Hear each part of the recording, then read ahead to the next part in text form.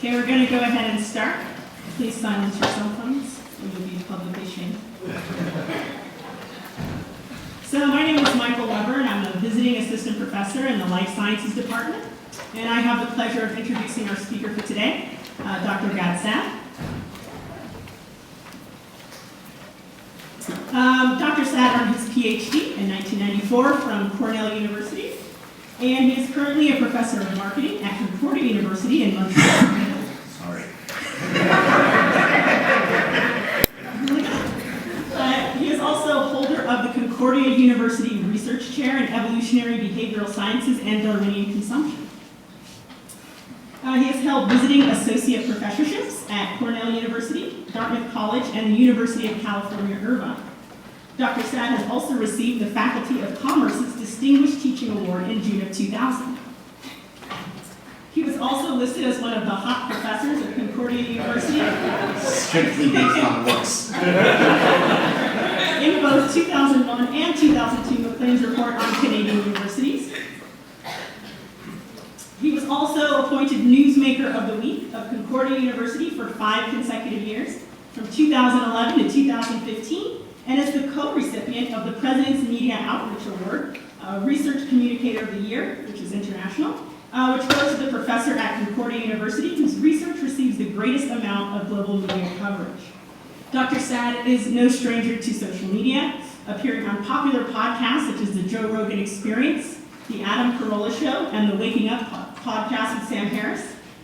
He also has his own YouTube channel called The Sad Truth, a very lively Facebook page, and you can also hit him up on Twitter at @GodSaad.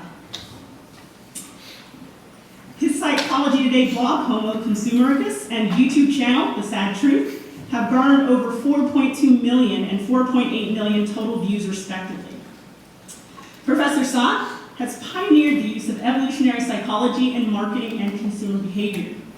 Some of his works include books like The Consuming Instinct, What Juicy Burgers, Ferraris, Pornography, Gift-Giving Reveal About Human Nature, The Evolutionary Basis of Consumption, and Evolutionary Psychology in the Business Sciences. He's also published over 75 scientific papers, many at the intersection of evolutionary psychology, consumer behavior, marketing, advertising, psychology, medicine, and economics. In addition to his work, Dr. Saad often writes and speaks about topics as varied as postmodernism, radical feminism, cultural and moral relativism, political correctness, the thought police, and Islam. Today, Dr. Saad will enlighten us about evolutionary psychology and its applicability to consumer research. So please join me in welcoming the Godfather, Dr. Saad.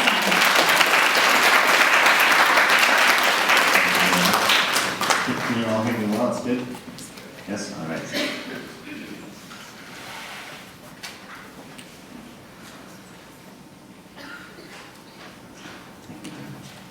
It's a real pleasure and honor to be here today. I was promised good weather, especially since I'm coming from the frozen tundra known as Montreal, Canada, but apparently the gods of weather are not obliging.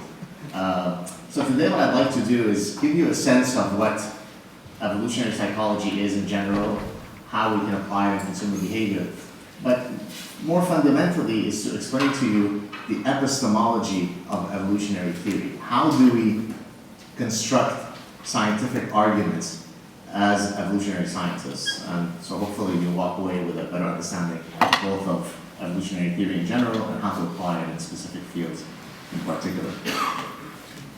First, to give you a sense of how it all started for me, and maybe this might be a story that you tell one day as a professor to your students, that you saw some guy from Canada speaking here and that motivated you to go down your path. My story is, as a first semester doctoral student at Cornell in fall 1990, I had taken an advanced social psychology course with Professor Dennis Regan. This wasn't an evolutionary psychology course, it was a social psychology course. But roughly halfway through the semester, Professor Regan assigned to us a book by two of the pioneers of evolutionary psychology, Margot Wilson and Martin Daly. Professor Wilson has since passed away, but their book, Homicide, is really what served as the epiphany for me. to then go on to found the field of evolutionary consumption. Because in their book, what they did is they looked at patterns of criminality across radically different societies, different cultures, different environments, different eras, and yet with the simple explanatory tools or the elegant explanatory tools of evolutionary psychology, they could explain these incredibly powerful phenomena. And so that's really what served as my evolutionary bug. And then I went on, since I was interested in studying consumer behavior, to then apply the evolutionary framework to study consumption. By the way, when I say consumer behavior, many people think, consuming Coca-Cola and Starbucks and buying jeans. I define consumption much more broadly.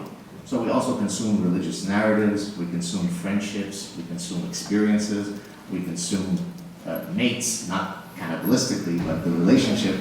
And so I define consumption really with a capital C. And so pretty much anything that is relevant to that's of human import, it's somehow in one way or another be fitted under the rubric of consumer behavior. Just before I get into the main gist of today's lecture, I want to talk about some of my studies that have garnered, quite a bit of attention because they typically deal with, quite sexy topics. So here's a study that I did with one of my former graduate student, John Bungas, where we looked at sexual signaling. So many of you who are here from biology will know that, for sexually reproducing species, you typically have a pattern of sexual signals, whereby typically the males, but in some species it's reversed, where typically the males will engage in some form of sexual signaling to say, hey, they're advertising, choose me, I'm your best genetic pick. Well, I argue, of course, that as consumers, we do the exact same thing in different ways from other animals, but we are under the purview of the same general imperative of sexual signaling. So the fancy car that men drive is really a form of peacocking. And literally what I mean by peacocking, it's a manifestation of the behavior of, in this case, you see the top here, right? You see the peacock, he's showing off the iridescent colors, the symmetry, this burdensome tail, that he's saying, look, for me to carry the signal, boy, I must be a good genetic specimen, you really should choose me. And so I took this idea and I thought, okay, well, how can we apply this type of lecking behavior in a consumer setting? And so I pitched the idea to my graduate student to look at what happens to men's testosterone levels when they drive either fancy Porsche or a beaten up old car, either in downtown Montreal where everybody can see you, either driving the sexy car or not, or on a semi-deserted highway where there isn't as much of an audience. And not surprisingly, there was another study which I won't talk about here, but I'll just talk about this one for this lecture. Not surprisingly, when you put young men in this car, their endocrinological system explodes, their T levels, their testosterone levels rise, because you're imbuing them, you're infusing them with an immediate social win.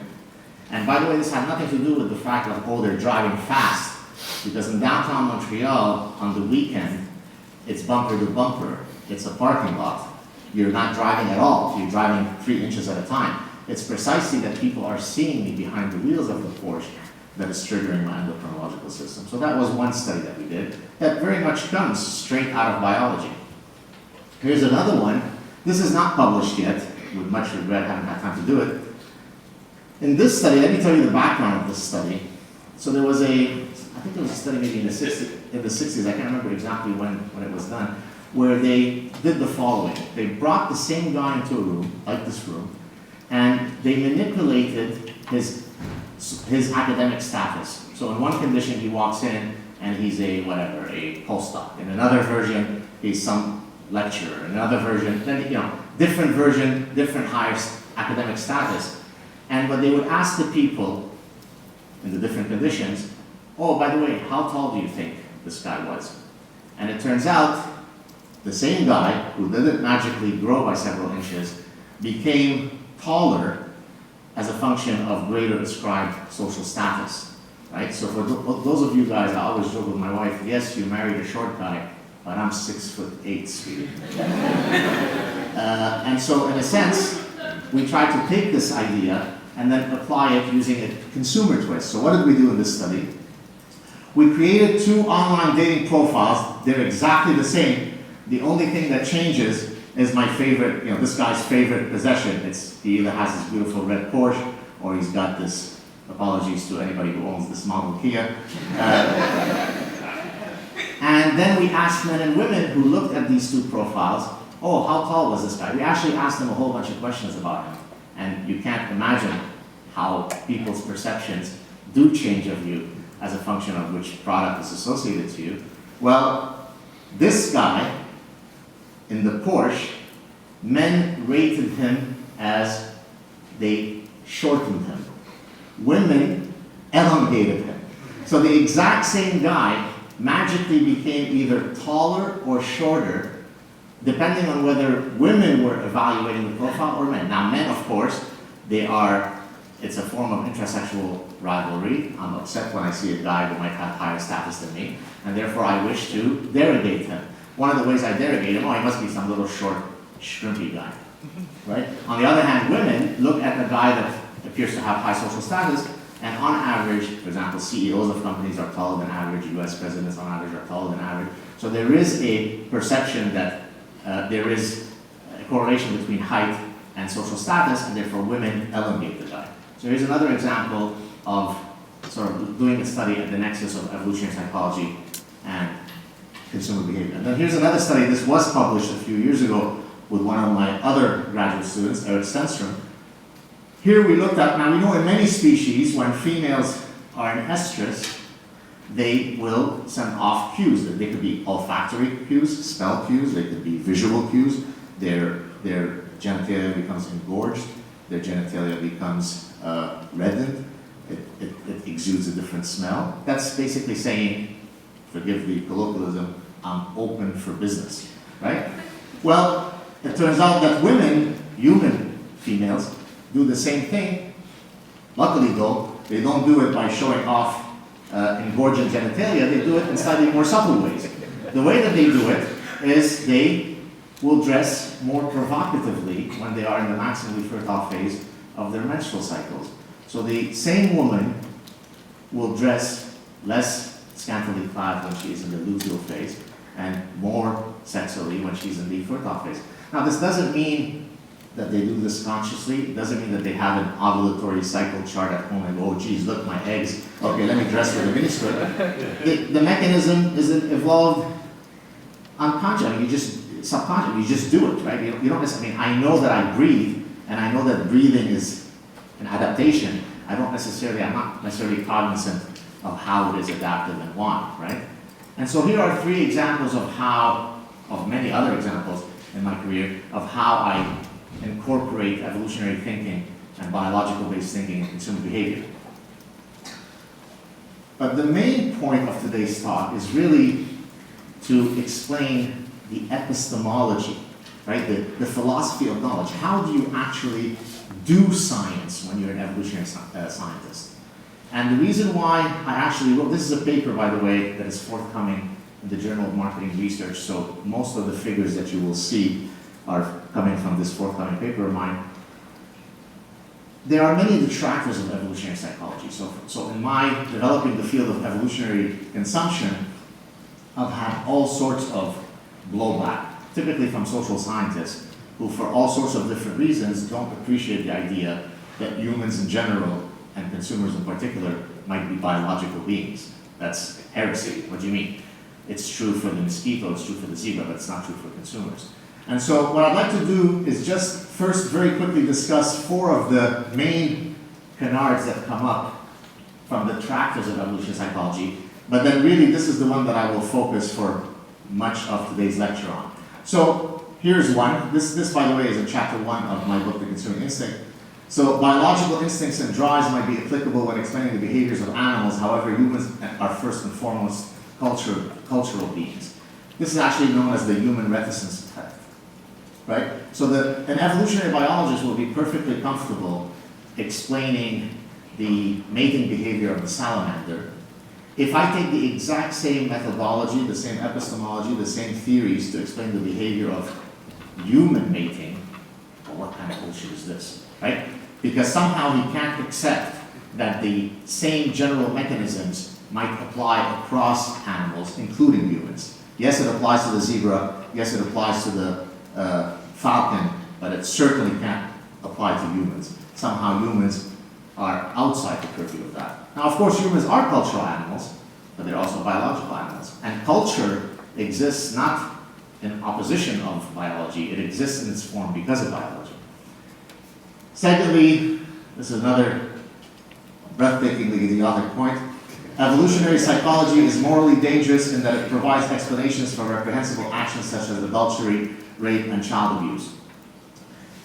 There are many things that humans do that are laudable and wonderful and commendable, and there are ugly realities within the repertoire of human behavior. Evolutionary psychologists are not moralizing. They're trying to explain the wide variety, the rich panoply of behaviors. When they take their explanatory weapons to explain something that's reprehensible, that doesn't mean that they are condoning it. That doesn't mean that they're justifying it. That doesn't mean that they are lending scientific cover for those behaviors. If you explain why men and women cheat on their partners, that doesn't mean you're okay with cheating. If you explain why there's child abuse, that doesn't mean you're okay with child abuse. The rebuttal that I usually offer is when an oncologist studies pancreatic cancer, he's not for pancreatic cancer. He's explaining pancreatic cancer. And usually the schmucks who utter this one go away. Okay? This one always comes up. Men are biologically, physically bigger than women. That's incontestable. But my Aunt Linda is taller than my Uncle John, therefore Darwin is dead. Okay? So providing a datum at the individual level does not falsify a statement that is true at the aggregate population level. Men prefer to date with younger women, despite the fact that your Uncle Bob is married to an older woman, Linda. Darwin is not dead because of that reality. But again, that's what happens to people. They look for the black swan effect. Here is a violation, therefore it's all wrong. But the one that irks me the most, and really that was the driver of my writing this theoretical article, is this one. And the reason why this one angers me the most is because it is usually uttered by academics, by scientists, by sophisticated people who should know better. And that's the one, oh, but evolutionary science in general, and certainly evolutionary psychology, is largely unfalsifiable, just so stories. You just come up with some sort of adaptive story that you come up with, while having the whiskey. It's nonsense. I mean, it's unfalsifiable, the stuff that you talk about. Nothing could be further than the truth. As a matter of fact, epistemologically, it's the exact opposite to that claim. And I'll show you how. So this is the first figure from that. So this is the paper. If any of you are interested, this is the JMR, stands for Journal of Marketing Research. It should be forthcoming in the next probably 3-4 months. But you can already access it if you want. So I argue that the epistemology of EP is made up of 3 important components. And if you understand these 3, then you really understand what evolutionary science is in general and what evolutionary psychology is in particular. So let me spend some time now discussing each of these 3. So the first one, some of you here who already are obviously trained in evolutionary sciences will know this, but many other in the room may not. So as a courtesy to the greater audience, let me spend a few minutes. So the first one is the difference between what I call proximate and ultimate explanation. I'll describe this very briefly. Another one that I'll talk about very briefly is that evolutionary psychology actually builds consilient trees of knowledge. Consilience is a term that unfortunately not many people know. It's a term that was reinvigorated into the lexicon by E.O. Wilson in his book, Consilience, the Unity of Knowledge. Consilience refers to unity of knowledge. So for example, physics is a more consilient field than sociology. Why? Because physics has a set of general laws that everybody agrees are sort of core knowledge on which we can agree and then build subsequent theories. There's an organized tree by which physicists view the world. There aren't chemists who are for the periodic table and others who are against the periodic table. Okay? But in the social sciences, there are people who think that there are biology matters and there are innate sex differences, and others who don't believe so. Well, that's a problem, because if we can't agree at that starting point, then as we bifurcate out of the tree, we're never going to have common ground. And the one that I'll spend the most time on is this, and that is how you build adaptive arguments using nomological networks of cumulative evidence. A lot of fancy scientific term, but hopefully the ideas will seem quite clear to you by the end of today's lecture. So let's start with the first one. So remember, let's start with this one, then I'll do this one, then I'll do this one. So proximate and ultimate explanations is really at the crux of evolutionary theory. Proximate explanations in science explain the how and the what. Much of science operates at the proximate level. I want to understand the mechanisms of diabetes. What are the physiological mechanisms that happen, steps 1, 2, 3, that yield diabetes? That's a how question. What are the precursors that cause diabetes? That's a what question. That's great. Most Nobel Prizes are won at the proximate level. That's wonderful. Most science that will ever be done will be done at the proximate level. That's great. The ultimate level asks the why question. The why, a specific meaning to why, the Darwinian why. Why would this phenomenon have evolved to be of that form? Why would this trait have evolved to be of that form? Why would this emotional system have evolved to be of that form? So it's not that ultimate explanations are inferior or superior to proximate ones, is that you need both levels of analyses to fully nail a phenomenon. If you're talking about a biological phenomenon, you need both levels of analyses. Now this might seem a bit unclear to you, so let me give you a specific example. Pregnancy sickness is a phenomenon that happens around the world. It's a universal phenomenon. I mean, some women experience it more and others less, and that's actually something we'll talk about. Approximate explanation or approximate question might be, how do hormonal changes for a woman affect the severity of her symptoms? Okay, that's a proximate question. How do shifts in hormones affect some other downstream effect, severity of symptoms? And I could list you another 13 million proximate questions that are all relevant and appropriate to ask about pregnancy sickness. The ultimate question asks, why does pregnancy sickness exist? What would be the adaptive benefit that would accrue to someone who exhibits the panoply of symptoms and other issues that relate to pregnancy sickness? For example, women are more attracted to certain foods when they are in a particular time period of their gestation.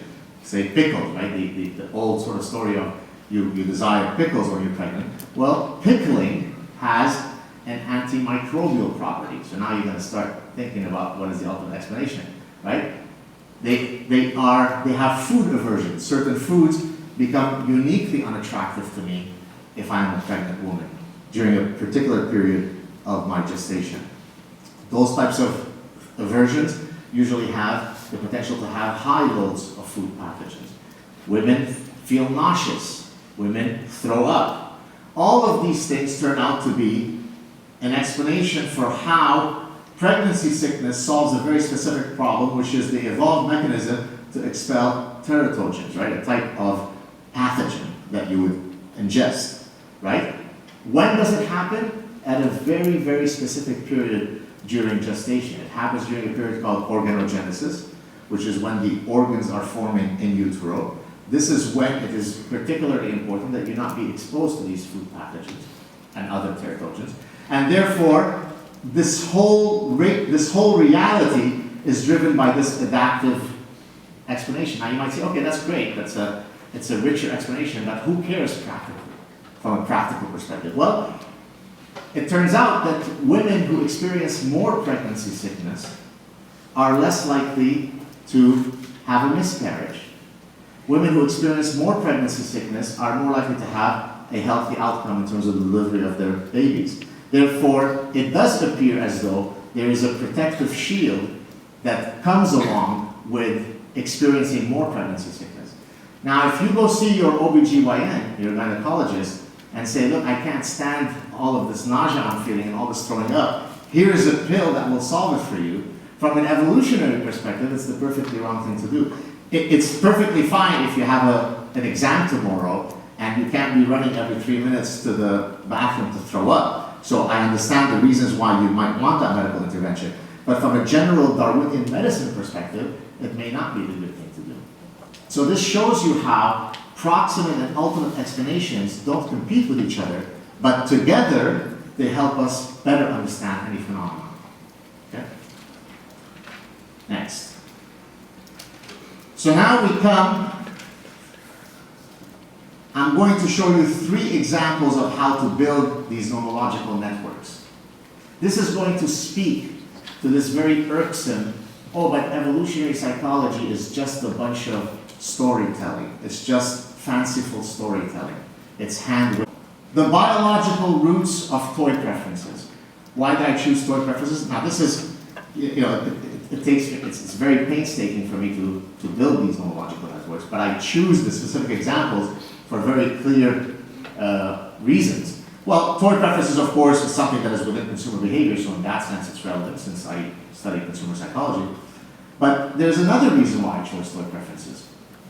Well, and the reason is that social constructivists, these are typically social scientists who argue that everything is due to social construction, right? Everything that we are is learned. Everything is due to culture. Everything is due to socialization. Nothing is due to biology. They will often use toy preferences as the original trigger for an endless cascade of socialization. So little Johnny is encouraged to play rough with the blue truck, and little Linda is taught to play nurturing with the pink doll, and off you go with the eventual sex differences. There are no biological differences between men and women. If it weren't for the damn Tonka toy and Barbie doll, then everything would be different. The tackles for the University of Nebraska would be called Linda. Now let's see if I can build an argument for the biology of toy preferences. Now again, I constructed these nomological networks with a very, very clear goal in mind, which is what? If this room, I don't know how many people are here, 200, whatever people there are here, let's suppose you're all incredibly hostile to evolutionary psychology. Could I, by showing you this nomological network, soften your stance, get you to think, geez, maybe I'm wrong? Well, I bet I can. Let's see if I can. So now I'm going to argue for the biological roots of toy preferences. So how do I go about doing that? I start thinking about what type of data could I get from as varied a number of disciplines, as many traditions as possible, as many paradigms as possible, that all converge to the same final conclusion. And if yes, then it becomes pretty unassailable to argue against it. By the way, that's what Charles Darwin did way back in 1859 when he released his Origin of Species. He didn't use the language nomological networks, but what did he do? He collected data from a profoundly diverse number of sources, which when put all together makes the theory seem incontrovertible.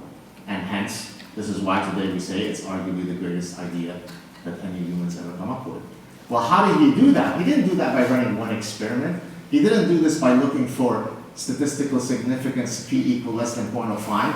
He did this by building a nomological network. He didn't call it that, but that's what he effectively did. So let's see if we can do that, and I'm going to do several examples like that. All right. At the developmental stage, so now I'm going to look to developmental psychology. You take children who by definition are not yet old enough to be socialized. Do you understand what I'm saying here? In other words, I am choosing children specifically to rule out the possibility that they could have been socialized to prefer blue truck and pink doll. And what happens to the sex specificity of those children? They exhibit exactly that sex. Now you might say, well, how do you get a 3-month-old to exhibit a preference? Well, usually it's either through gaze studies. What do they gaze at? For how long? What do they gaze at first? And it's also reach studies. What do they reach to first? And it turns out that little boys do have sex-specific toy preferences, and little girls do have sex-specific toy preferences, and by definition, they are manifesting those preferences at a stage where they're too young to have been socialized. Now, already just that one piece within the nomological network is causing the social constructivists to shift with stress in their seats. But let's see if we could smash them with a tsunami of evidence. Let's look at morphological data. In preschool boys, more masculinized digit ratios, I won't get into it, but there is a morphological feature that serves as a proxy to how much testosterone you've been exposed to in utero. So boys who have more masculinized digit ratios tend to have more masculinized toy preferences. So there seems to be an endocrinological, there seems to be a hormonal link between toy preferences and between these two. Let's look at another one. Now this is developmental psychology, this is morphology. Let's go to pediatric endocrinology. Testosterone levels of infant boys and girls collected from the age of 7 days up to 6 months old already shows the correlation with those sex-specific preferences. In other words, testosterone levels from children almost straight out of the womb serve as a predictor to their toy preferences. Now, this is not looking good for the idea that there are no biological basis to toy preferences. I could stop right here and my argument would be made, but let's go on. Cross-cultural data using non-Western, because now you say, oh, but you know, it's because of the Western hegemony that this happens, right? Okay, well, let's see Western hegemony. This guy, Rossi, French anthropologist, I actually didn't list all the cultures that he studied, but it's breathtaking, the number of cultures. And guess what? In cultures that are in every possible way different from Western cultures, those toy preferences manifest themselves in the same way. Uh-oh, it's not looking good for, it's Elle magazine that did this to me. Let's keep going. I'm going to use data from ancient Greece. Analysis of depiction of children in funerary monuments from ancient Greece reveals those sex-specific toy preferences. In other words, if you do a content analysis of funerary monuments, you'll see the exact same toy preferences being depicted 2,500 years ago. Let's keep going. Sweden scores the highest on a femininity score of any country in the world. Geert Hofstadter is a cross-cultural psychologist who ranks countries based on how they score on masculinity versus femininity. No country is more gender egalitarian, and hence using the nomenclature of Geert's, Hofstadter, no culture is more feminine than Sweden. So you would think that since Sweden is such a feminine culture, maybe we could study the toy preferences of the children in Sweden and see a reversal. Well, he inventoried 40,673. Now, that's not 30 people in your undergraduate lab. So it doesn't smell like it's just so storytelling to me. So 40,673 toys in girls' rooms, 40,891 toys in boys' rooms. So this is naturalistic data. He went into their bedrooms. Uh-oh, bad news. Swedish boys and girls have the exact same toy preferences as everywhere else in the world, despite 40 years of social engineering trying to eradicate sexist, patriarchal stereotypes. Clinical endocrinology. Girls afflicted with congenital adrenal hyperplasia. Congenital adrenal hyperplasia is an endocrinological disorder that masculinizes little girls, both their behaviors and their morphology. If you suffer from this disorder, you're more masculine. Well, girls who suffer from this disorder, guess what happens to their toy preferences? They become more like those of boys. And finally, to kick it, the end of the tsunami is upon us, people. Comparative data from macaque monkeys, rhesus monkeys, and chimpanzees. Social constructivists, we might be in trouble. They seem to have the exact same sex-specific toy preferences. So in chimp society, and in macaques, and in vervet monkeys, they must be prone to the same sexist, arbitrary patriarchal forces that are true in humans. Or there might be some biological basis to these things. So now when I give you all this data, it doesn't suggest that this statement was driven by just sold storytelling. It doesn't suggest that I wasn't incredibly rigorous in building that argument. That's what serious evolutionary scientists do. I won't do all three of them because it will take too long. Let me do another one. This one, some of you may have seen me discuss this at a recent talk in California, but many of you may have not, so I'll go through it. Here's one that might upset some, because boy, I smell the patriarchy here. Men's evolved preference for the hourglass figure in women. So it turns out that men do have a preference for the hourglass. As you would expect for any sexually reproducing species, males and females of any sexually reproducing species have mating preferences that ostensibly you would think are due to evolutionary pressures. They don't just magically come out of nowhere, right? So a female crab will choose a male crab that has the biggest claw, not because she has been imposed this arbitrary standard of beauty by Crab L magazine, but it's probably because there might be some evolutionary reason for that preference. One would think that a similar argument could be made for humans. So let's see if we can make it.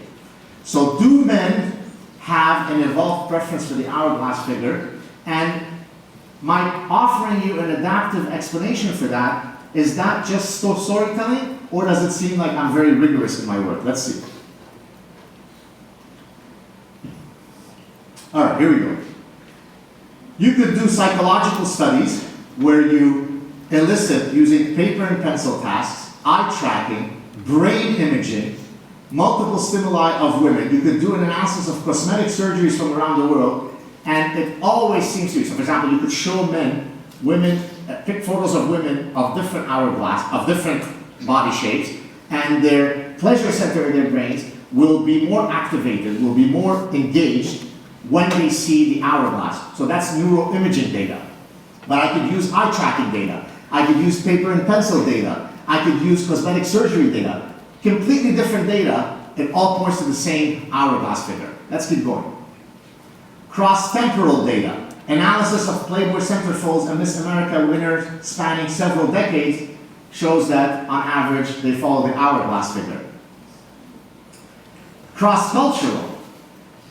Evolutionary psychologists don't just use 30 undergrads at Ohio State to come up with their universals. They actually go out to endless cultures. They go to the Yanomamo tribe in the Amazon and see what their morphological preferences for female body shapes are.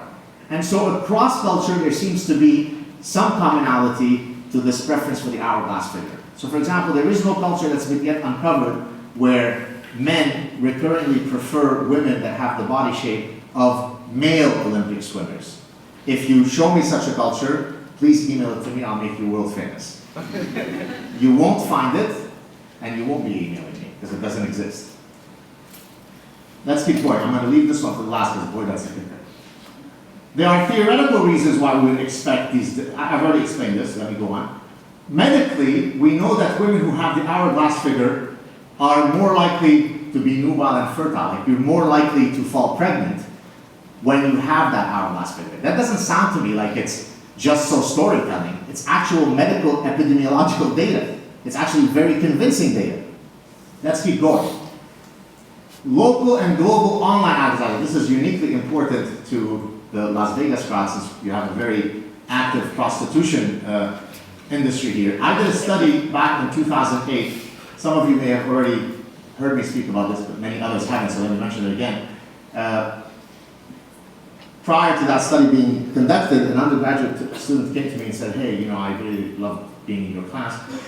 can I work as your research assistant? This is the background to that study. I said, well, at the time I didn't have any funds, I didn't have my chair professorship then.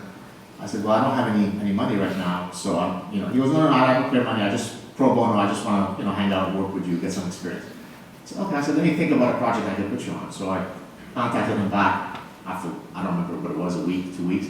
I said, all right, how would you like to, this is a male student, how would you like to surf porn sites for a few weeks? To which his answer was, if some of you are married, I love you, Professor Saad. So what did I ask him to do? I asked him to surf online escort sites from around the world, because the internet ostensibly allows us to collect cross-cultural data very easily. Just collect the following data. Go to Gambia website, go to Senegal, go to Japan, go to wherever you can get data, and simply code the advertised measurements that women who are advertising their sexual services write down. And by the way, it doesn't matter if they're lying or not, because somebody said, but what if they're lying? Who cares? The point is, what are they advertising? It's the advertisement that serves as the metric of what they are catering to in terms of male psychology. That they eventually end up lying, it doesn't matter, right?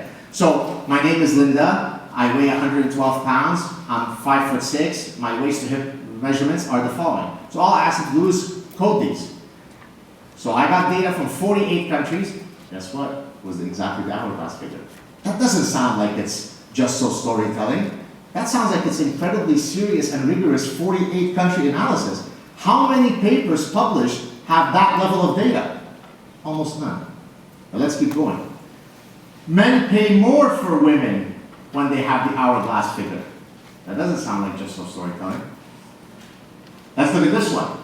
Analysis of 300 Egyptian, African, Greco-Roman, and Indian sculptures and statuettes going back several millennia, and 155 prehistoric Jomon figurines, and they seem to fit that figure.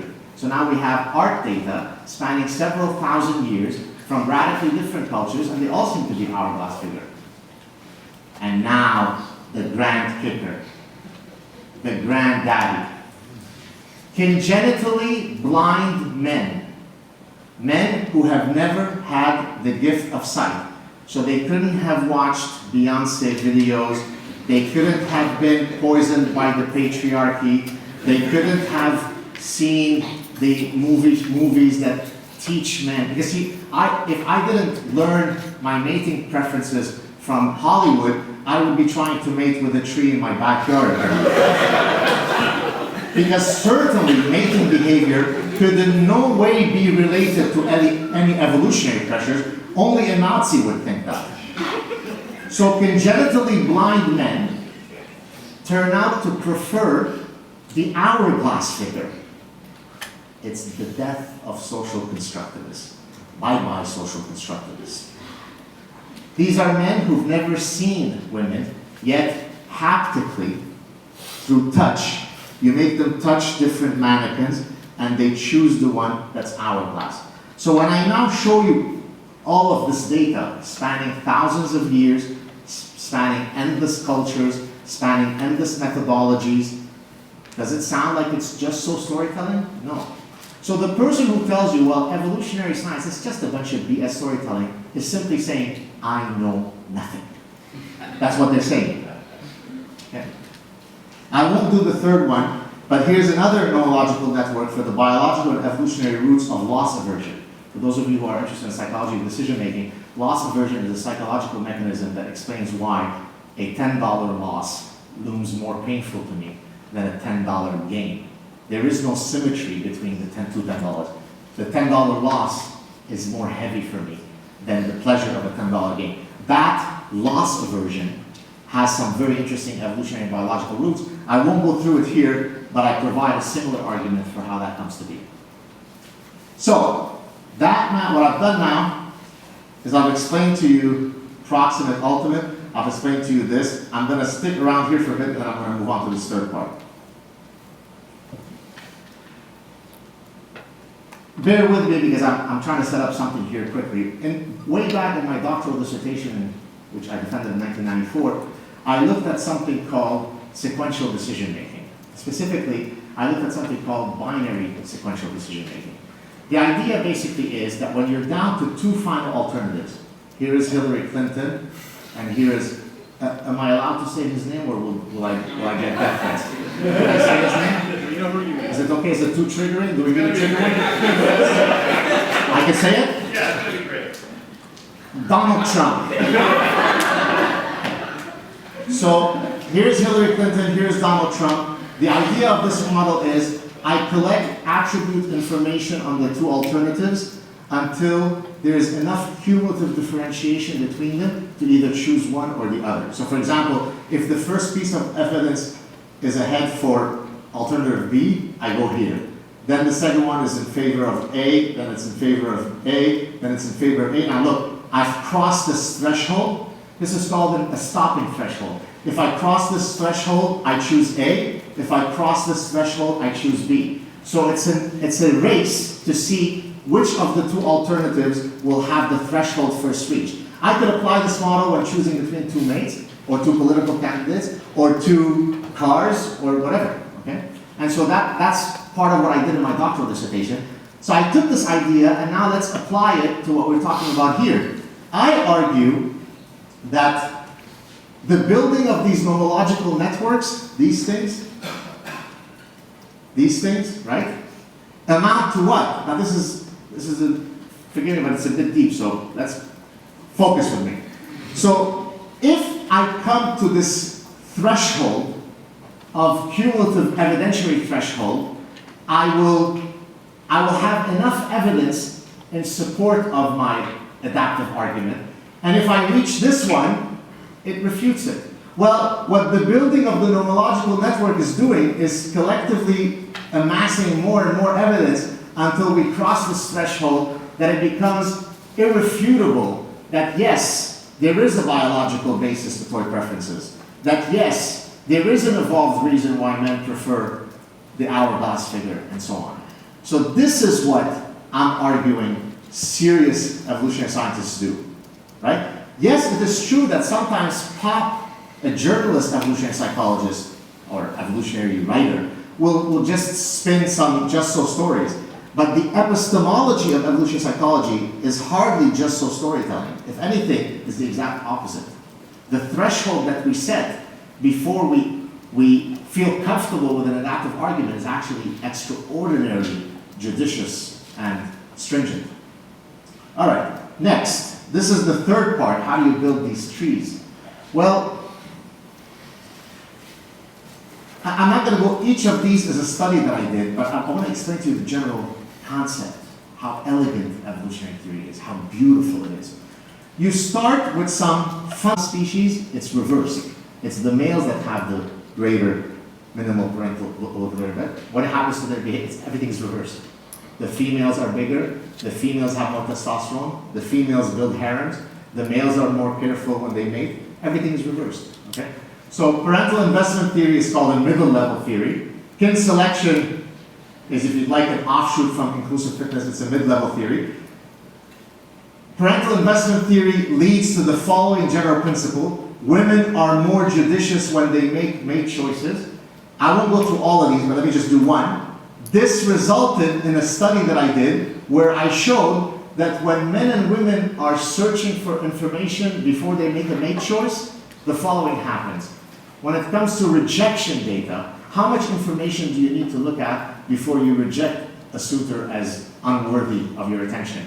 Who do you think rejects suitors more quickly, men or women? Sorry? Men. Women.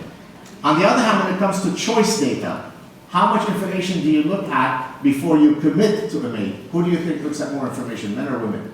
Women. Women. Those two findings very much are driven by this general principle, which is very much driven by this and so on. Okay? So you have an organized, conciliant tree of knowledge that explains your scientific framework. Let me just do one on this side. So kin selection is what explains how altruism arises among kin. Now, there are two things that matter, or one of the things that flows from kin selection is that genetic relatedness and genetic assuredness matter when you're meting out investment to your kids. What does that mean? Genetic relatedness would be what? Your children, on average, share half your genes with you. So on average, I expect that I'll invest more in my children than I will in second cousins, because second cousins share on average 6.25% of their genes with me. Okay? But genetic assuredness is the second part of the story. Why? Your 4 grandparents, on average, share a quarter of their genes with you. All of them. So if it were only a story of genetic relatedness, the story would end there. But if you add genetic assuredness, your maternal grandmother is assured of her lineage to you. There is no such thing in nature as maternity uncertainty, or certainly not in the human context, right? Paternity uncertainty is a driving force in human mating behavior. Your paternal grandfather has 2 generations of paternity uncertainty. Therefore, it turns out that maternal grandmothers invest the most, paternal grandfathers invest the least, and the 2 other grandparents invest somewhere in between. This is known as differential grandparental solicitude. This is not my theory. Several people have documented it. I took this idea and I applied it to gift giving. Again, as somebody who wishes to apply some of these principles in consumer behavior, I demonstrated that how people give gifts to one another is very much driven by genetic relatedness and genetic assuredness. So again, and by the way, I could build you this tree for all my research program. And why am I able to do that? Because I have a very clear epistemological framework for understanding how my research comes together. That's what we mean when we say a tree of knowledge in evolutionary theory. All right, let me go very quickly. So what are some theoretical, epistemological, and methodological benefits that arise from evolutionary psychology? Of course, you have more complete explanations because you can tackle things at the proximate ultimate levels. It allows you to generate novel hypotheses and research questions that would have been otherwise invisible to you. Why do I say that? The paternity uncertainty argument with gift giving, I would have never thought of that if I'm not coming armed with the evolutionary principle that is relevant. To draw an analogy, you can't study things at the microscopic level if you don't have the electronic microscope as a tool so that you could study things at that level. Otherwise, that phenomenon would be invisible to you. Same thing applies for evolutionary theory. It opens up lines of inquiry to you that otherwise would have been invisible to you. Okay? I'm going to skip this one, just I don't have enough time. All of these, I'm going to address them now in a second, so bear with me. Greater consilience and so on, so let me just skip to it. Remember, consilience is unity of knowledge, is organization. How consilient the field is a measure of how unified its knowledge base is. Physics is more consilient than sociology. Chemistry is more consilient than women's studies. Okay? So let's see what some people have said about the lack of consilience. So let me read this to you. This is Kenrick, who's a very famous evolutionary psychologist, and Jeffrey Simpson. This is them asking, why are the many theories in one chapter of a social psychology text often discontinuous with many theories presented in other chapters? Why does such an important field in the social and behavioral sciences, one that studies so many significant topics that are vital to understanding human behavior, not have a meta-theory, one capable of tying different research areas and disparate findings together? Well, what is that meta-theory? That meta-theory is called evolutionary sciences. That's the meta-theory. That's what unifies all these things. Here's even a more, I'm not going to read you this whole quote, just because I still have quite a bit of stuff to cover, but the quote is so brilliant that if you end up, you can certainly ask me to send you this slide. I'll just read the first paragraph. Some academics talk about gaps in the literature as though the literature is a well-built wall with just the occasional gap that needs filling. Each study is, as Pink Floyd would say, another brick in the wall. The reality is that while we do seem to have an agreed standard as to what is a brick, there is no agreement as to which bricks need to be made first, no foundations, no architect of the final wall, and no idea as to what the wall is expected to do whenever it is built. It is as though we are constructing the Great Wall of China by agreeing that all of the bricks will be empirical studies that pass certain statistical tests. However, we do not agree on who will build each bit of the wall, nor do we agree on when or where we will build it. The consequences is that we have hundreds of well-meaning marketing scholars, but you could place marketing scholars by almost any other scholars, working very hard at making bricks. Each journal and each conference is just a jumble of bricks with the occasional group cemented together by a short-term research fashion or multi-researcher project. That's a big indictment. Well, this is the wall that you're trying to build. There's your wall. That's what you get in terms of organization by having a meta-theory. What allowed biology to progress in the way that it did, through all levels of units of analysis, going from molecular biology, cell biology, the organism, population ecology, so on, is that all of these units of analysis are ultimately tied together by evolution. And so the same thing could be done for the behavioral sciences. All right, let's go on very quickly. Here I'm simply saying that what evolutionary psychology allows us to do is it allows us to gain methodological pluralism. What does that mean? You're not fixated on one paradigm. Most scientists are trained within a set of tools. It's the old adage, the guy who has a hammer, the world is viewed as though it's made up of nails, right? Everything is hit by the same hammer, right? So I am a priming researcher who studied this particular methodology. Therefore, I spend the next 40 years applying that same paradigm to study ever more minor problems, but that's the paradigm that I've been trained in. But if you see the nomological networks that I showed you, incredibly diverse paradigms, incredibly diverse methodologies. I've published, as Dr. Weber in her kind introduction, in countless disciplines. Why? Because I don't care about disciplinary boundaries. I care about tackling important problems, interesting problems, and therefore I go where the exciting challenges are, unencumbered by methodological fixation, unencumbered by methods myopia. Okay? Interdisciplinarity is another thing that comes with evolutionary psychology. Just the fact that this talk is, organized by the School of Life Sciences and the Department of Anthropology and Biology, and a business got an invitation, and psychology. Well, why are all these people relevant to come to my talk? It's precisely because my work is interdisciplinary. Each of those folks could come to my talk and hopefully take something of value from this talk, precisely because I don't play the silo game. I don't play the interdisciplinary game. This is the Human Behavior and Evolution Society, which is the premier society, scientific society for evolutionary behavioral scientists. Here are all the fields that are covered by members of that society. I won't read them to you. If I read them to you, actually, it'll be strong as an effect. There's endless fields covered. On the other hand, the premier scientific association for consumer research, you'd like it to be interdisciplinary, but it's not. It's almost always just marketing professors. Why? Everybody should be interested in consumption. Clinical psychologists could be interested in consumption, and engineers could be interested in consumption, and physicians could be interested, and historians and sociologists not, because consumer psychologists and consumer researchers are very, very territorial in terms of their disciplinary boundaries. So you can only play in their game if you are a marketing professor. Evolutionary scientists don't care.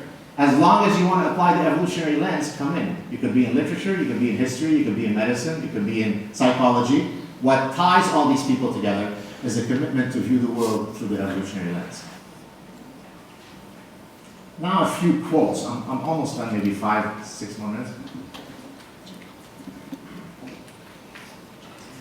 I love this quote, first because it's very poignant, and because of who's saying it. Edward E. O. Wilson is one of the most famous scientists in the 20th century. He's the guy who sort of reintroduced the term consilience into the lexicon. He's a Harvard biologist, a specialist on social ants. So he's having a chat with James Watson. Watson and Crick Finn, the double helix structure of DNA, Nobel Prize winner. And they're chatting on Charlie Rose. So watch what they say. So psychologists, most of the practicing psychologists and theoretical psychologists, and the vast majority of the social sciences who really determine a lot of the intellectual intellect that goes into our policies, and our philosophies have no connection at all to their true nature of humanity or what human nature is at a biological level. This is still a huge gap, and I believe that we will start to fill that in a way that will be useful in years immediately ahead. James Watson responds, I see it coming. The past century was the coming together of chemistry and biology. This century will be the coming together of psychology and biology. And Charlie Rose answers, wow. Okay? What they're basically saying is, I mean, that's exactly what I've done in my career. I've joined consumer psychology and evolutionary psychology, right?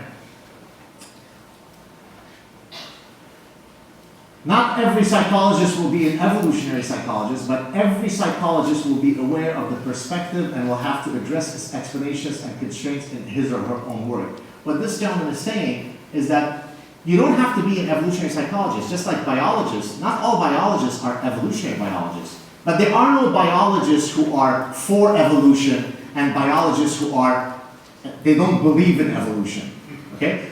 On the other hand, you could perfectly be a psychologist and recognize that the human mind is due to evolutionary forces, or think that absolutely not. There's some magic force outside of evolution that created the most important organ of our personhood. Well, that has to go, okay?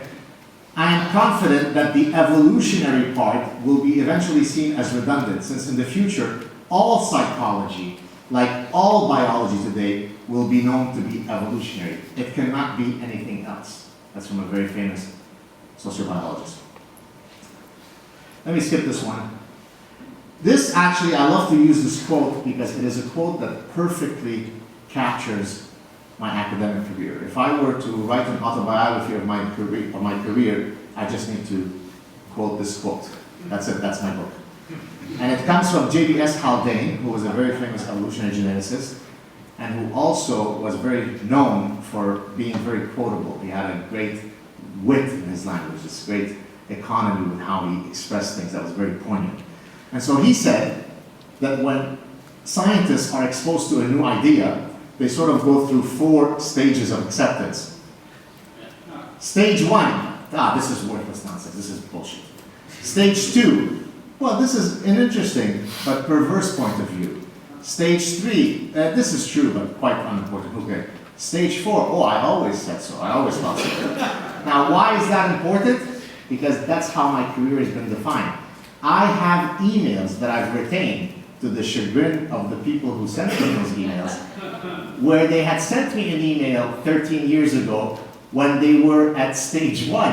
What is this bullshit that you do with biology and consumer behavior? Fast forward 13 years later. Dear Dr. Saad, I'm a great admirer of your work, but I thought I was a bullshitter.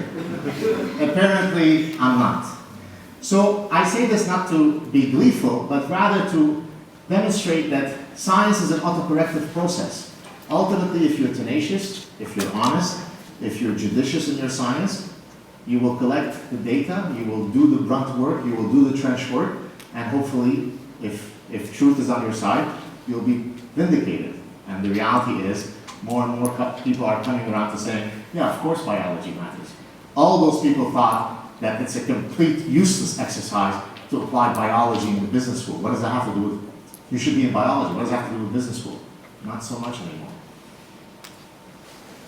Oh, I guess she was kind enough to already show these, some selfless promotion. Dobzhansky, in maybe the most famous, most commonly used quote, nothing in biology makes sense except in the light of evolution. And of course, if you walk away with nothing else but the following conclusion in your minds today, nothing in consumer behavior, in business, in human understanding could make sense except in the light of evolution. Thank you very much. It seems, from your perspective, you're obviously an adaptationist, but a lot of behavior now does not seem to have any kind of evolutionary adaptation. If anything, it's actually going against that. So, for example, people not having children in Western society, can't possibly be seen from an evolutionary perspective. Even if you argue, oh, wait a minute, smaller people, those children will have success because people are not having any. How do you explain that? So there are several things that I can say there. First of all, it is absolutely true that we shouldn't ever make the mistake of succumbing to ultra-adaptationism, whereby you somehow think that every phenomenon has an adaptive explanation. That's certainly not true. Why you like to go fishing and he likes to go bowling is just an expression of your individual differences that may certainly have nothing to do with evolutionary mechanisms. But your more general question is kind of linked to what I often get is, but how do you explain homosexuality? But then how do you explain suicide? And the reality is, it's a complicated question to answer, but then I could also say, how do you explain chastity norms in the priesthood? How do you explain? That's because in the large repertoire of human behaviors, we don't have a domain general mechanism that is called maximize fitness. So within the possible repertoire of strategies, one set of strategies do end up being Darwinian cul-de-sac, dead ends. Do you understand what I'm saying? Incidentally, there are evolutionary arguments for things like homosexuality and suicide, which seem to be the epitome of a Darwinian dead end from a reproductive perspective, right? If you're dead, you're not reproducing. If you only mate with same sex, you're not reproducing. I'll leave it at that because it'll take us off to think, but what I'll say, and I will concede, is that there is a risk of many people, and sometimes quite famous evolutionary theorists, to succumb to ultra-adaptationism, and we need to be careful of that. But there are papers that have been proposed by very serious folks to try to help us not succumb to that trap. When do we know that something is an adaptation versus an exaptation, and so on? Yes, ma'am. So I'd like to also follow in a similar vein, because E.O. Wilson has proposed that you can consider human behavior as an effect of two opposing forces, one being doing what's best for yourself versus the sort of tribalistic thinking you might call doing what's best for your group. And that those are actually both potentially adaptive decisions, but they can be at odds from the perspective of the whole society. Yeah, so I'm not sure if that's what you're getting at, but there's a theory called multi-level selection, which basically is kind of a new rebranding of group selectionism.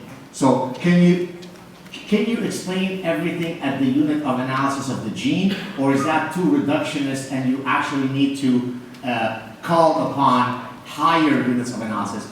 And you know, it's funny, and I'll be very honest here. As an evolutionary psychologist, I've sort of been inculcated with, you know, no, group selectionism is off. And usually when I read those arguments, I buy it. And then David Sloan Wilson, who's a good friend of mine, I'll have a conversation with him, and then he'll give a phenomenon that seems to only be explainable from a group selectionist perspective. So I guess the most careful way that I will say is, I'm somewhat agnostic on this debate. In other words, I'm unsure whether every phenomenon could be explained at the gene level or not. Can I go to somebody else? Anybody? Yes, sir. So I read your book, but I'm curious, and I don't want to oversimplify your thesis, but it sounds like you had a very broad definition of what you consider to be consumption, and it sounds like all forms of consumption are just ways of raising your status relative to other people, something like that. I don't know if that's too simple. It sounds a lot like the theory of the leisure class, conspicuous consumption from gross and benevolent. I guess my question is just similar to the avoiding overly promiscuous adaptationism. Doesn't this kind of run the risk if your go-to explanation most people's consumption is just they're always trying to raise their status? I think H.L. Mencken, in response to the Saad in the document, is like, I like opera because I like opera. I don't like it because it's like trying to just raise my status. Sure. Well, just to correct what you said, sure. I'm certainly not only talking about it. So in the broad range of evolutionary-based consumer phenomena that I study, status elevation is just one of many instances. So the gift-giving studies that I talked about have nothing to do with status, right? How you met out investments based on genetic relatedness and genetic assertness have nothing to do with it. So it's certainly not the case that I only look at status. Now, it is true that leisure what's the name? Theory of the leisure class. Certainly, he's the guy who coined the term conspicuous consumption. Although what is powerful now is that we've got some very compelling evolutionary explanations for what he talked about. And so again, this might be how He talked about it using some sort of sociological angle that's at the proximate level, and then you come with your ultimate explanation, and together you make a better explanation. Before I come back to you, anybody else? Oh, okay, I'll go to you and then I'll come to you, sir. Okay, go ahead. I'm just curious, as far as the students you teach, if you get feedback from them while they're in their training or after they graduate from business school, about the utility of evolutionary thinking for their success in the business world. Yeah, great question. So when I go into these classes, and I think I was in a meeting today where I sort of made that point. You know, for example, if you're teaching MBA students are really there for extrinsic reasons. They want to know, how do I make money off this? Every word that you say, how is it monetizable? And usually the way I address them, to address that point, which will speak to your question, is I'm going to explain to you how to understand and unlock the mysteries of human nature. Now, you could take that and use it as a manager.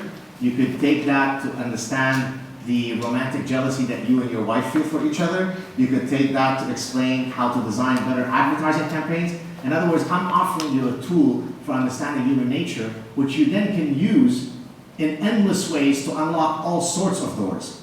And that usually they like, because then it demonstrates that I don't necessarily need to always link every word I say to how you can make money off it. Rather, I'm giving you a set of frameworks that is very powerful for you to understand human nature. And then how you use it in your business world is endless, it's infinite. And I usually will get emails from people. I mean, I'll get an email from somebody 10 years after, if they can say an MBA course with me. So, I was sitting at a business meeting today and there was some dominance fights in the meeting, and it reminded me of your lecture 7 where you talked about XYZ. I had a fight with my wife because she danced with this guy at a party, and it reminded me of lecture 3 when you said. So I think what I'm offering them is really, hopefully, a framework that explains human nature. How you use it then is up to your idiosyncratic trajectory, Yes, sir. In society today, the use of psychology in business is always for the gain of whoever's using it. I know you say you're giving them tools to use however they like, but the way it's used in a business setting is always for the benefit of the business. Am I right or wrong? No, social marketing is not that, right? So, for example, you're trying to, or for example, public service announcements are not that, right? What is the psychology by which we can get people to lead healthier lifestyle, avoid sun exposure, right? That involves a social marketing element where you're using psychological principles that don't have, nefarious profit motives. So, no, I don't think it's as sinister as you might think. Okay, so that's the positive aspect. Okay. But the too many business aspects of it are less ideological, or less not ideological,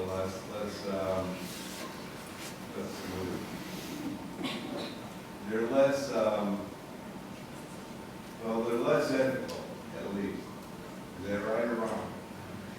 Wrong? The way, No, marketers, if you rub their thing here, you don't see the diabolical horns on their head. Some marketers use it for strictly profit reasons, others are very altruistic. I mean, the bottom line is there are all sorts of reasons for why marketers do the things that they do. So I would beg you to reconsider sort of the diabolical views that you have of marketers.